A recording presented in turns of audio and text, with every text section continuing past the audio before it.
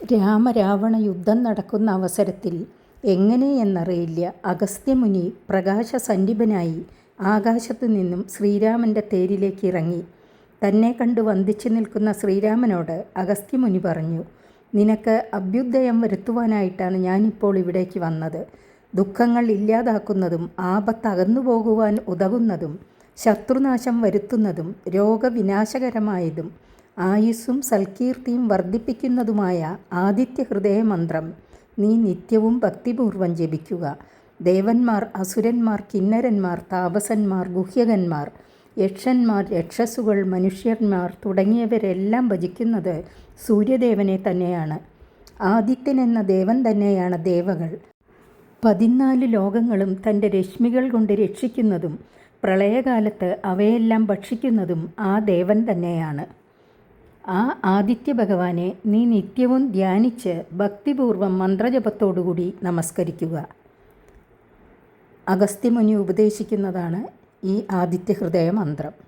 സന്താപനാശകരായ നമോ നമ, അന്ധകാരാന്ധകരായ നമോ നമ, ചിന്താമണേ ചിദാനന്ദായ തേ നമ, നീഹാരനാശകരായ നമോ നമ, മോഹവിനാശകരായ നമോ നമ, ശാന്തായ രൗദ്രായ സൗമ്യായ ഘോരായ കാന്തിമതാം കാന്തിരൂപായ തേ നമ, സ്ഥാവരജംഗമാചാര്യായ തേ നമോ, ദേവായ വിശ്വയുഗസാക്ഷിണേ തേ നമ, സത്വപ്രധാനായ തത്വായ തേ നമ, സത്യസ്വരൂപായ നിത്യം നമോ നമ.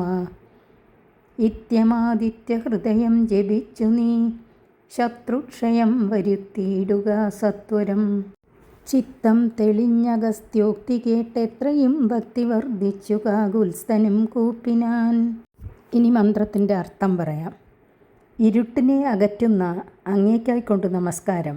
ചിന്താമണി ചിദാനന്ദായതേ അങ്ങയെ ഞാൻ നമിക്കുന്നു.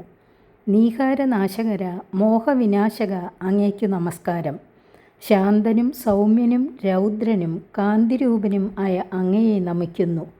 സ്ഥാവര ജംഗമങ്ങളുടെ ആചാര്യനും ലോകസാക്ഷിയുമായ അങ്ങേക്ക് എൻ്റെ നമസ്കാരം. സത്വപ്രധാനനും സത്യസ്വരൂപനും ആയ അങ്ങയെ ഞാൻ നിത്യവും നമിക്കുന്നു.